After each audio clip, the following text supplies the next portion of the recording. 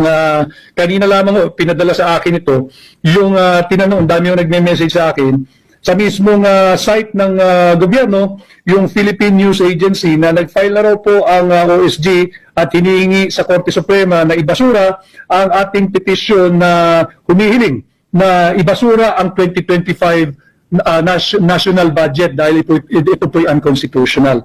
Ayoko na po sanang pag-usapan yung detalye sapagkat nung hearing nga po nung Wednesday tayo ay pinaalalahanan, lahat ng nandoon ay pinaalalahanan ni Senior Associate Justice Leonin tungkol po doon sa parameters kung ano lang ang pwedeng pag-usapan at wag mo nang pag-usapan. Subalit at tayo po ay tutugon lamang dito sa pinalabas ng Philippine News Agency, yung kanila raw pong sagot ay hinihingi ibasura yung ating petisyon.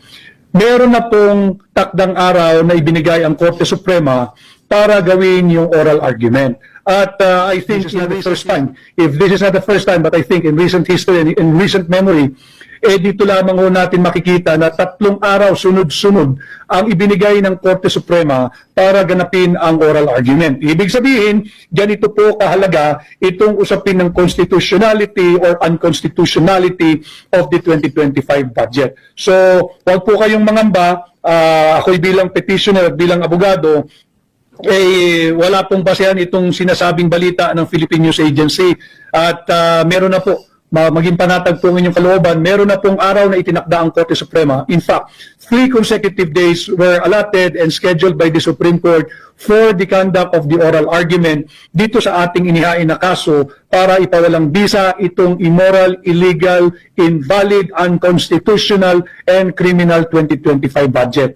Huwag po natin kalilimutan na ang naging pundasyon at haligi at sandigan itong 2025 yung blankong Bicameral Conference Committee report. Pinakita ko na po sa inyo yan. Blanco yung Bicameral Conference Committee report that was ratified, approved, signed, and filed before the House of Representatives Bills and Index Service. Para lang refresh natin yung inyong mga alaala. Ang kahalagahan po kasi ng Bicameral Conference Committee report, pag yun po ay ratified, approved, and signed, at na-file na nga po sa Bills and Index Service ng mababang kapulungan, wala na pong galawan yun. Permis na po iyon. Hindi na pwedeng baguhin ng hindi ibinabalik uli sa plenaryo ng Senado at ng mababang kapulungan. Wala na pong ibang pwedeng gagawin doon kundi ang printing na lamang ng enrolled bill. At yun nga ho, hindi ibinalik sa plenaryo ng mababang kapulungan at ng Senado. So yun na po yung naging pundasyon ng 2025 GAA. Pwede ka ba magkaroon ng budget na base sa Blancong Bicameral Conference Committee report? So ulitin ko, nag-message at nagtatanong, huwag po kayong mangamba, panatag po dapat ang inyong kalooban sapagkat nagtakda na po ang Korte Suprema ng 3 sunod-sunod na araw para sa oral argument na gaganapin dyan po sa Baguio sa April 1, 2, and 3 at naghahanda na po ang ating mga abogado sa gaganapin na oral argument. At ulitin ko nga ho, just to refresh your memory, bukod sa nagtakda ng 3 sunod-sunod na araw ang Korte Suprema, ipinag-utos din ang pagharap ng Marikina Congresswoman Stella Kimbo na una nang nagsabing walang blanco at nung hindi na niya maitanggi na may blanco, itinuro ang mga miyembro ng Technical Working Group na empleyado ng Senado at mababang kapulungan. Yun ang kanilang iipitin at ilalaglag. Kaya yung pangatlong kautusan ng Korte Suprema ay ang mga kawani ng Senado at mababang kapulungan na bahagi o miyembro ng Technical Working Group attend din ho at magpakita at maging present sa April 1, 2, and 3 na oral argument. Yun po yung kinalabasan ng unang pagdinig tungkol dito sa ating inihain na kaso for the declaration of unconstitutionality of the 2025 national budget.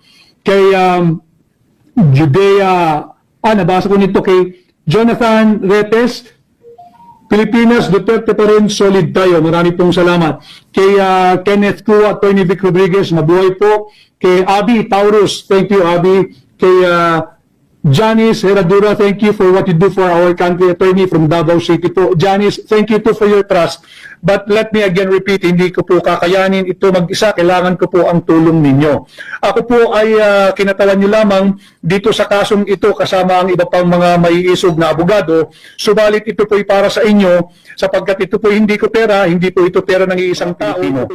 Kaya Rose Chong, taga Leyte ako, wala pa kaming nakita mga posters mo. Thank you, Rose Chong. Talagang konti lang ang aking posters. Kaya po, humihingi ako ng tulong ninyo na sana ako ay maikampanyan ninyo sa inyong mga kamag-anak, kaibigan, kaklase, kahanap buhay, kasama sa trabaho at mga Pilipinong kakilala ninyo saan man pong panig ng mundo. Sapagkat tayo nga ay kandidato bilang independent, ang aking pong mga kasama ay ang hakbang ng maisog, bagamat tayo ay adopted o inampon ni Pangulong Duterte sa kanyang partido, hindi pa rin nagbabago ang katotohanan na limitado ang aking mga materyales. So tulungan po sana ninyo ako at malaking bagay if you can like and share my pages para po naman mahigit pong maraming Pilipino ang magkaroon ako ng diretsyang ugnayan.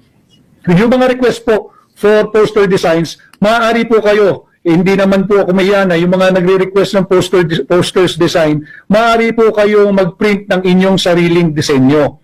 Wala pong bawal doon, sariling inisyatibo po niyo. And I will appreciate yung inyong pong sariling disenyo. But yung iba naman, pwede po kayo mag-message dito. At sasagutin po ito ng ating mga volunteers. At kung ano pong kayang i-provide, we will provide. Bagamat kakaunti lamang po, ulitin ko kakaunti lamang po ang aking mga campaign materials. At kung ano pong kakayaning ipadala, magpapadala po ako sa inyo.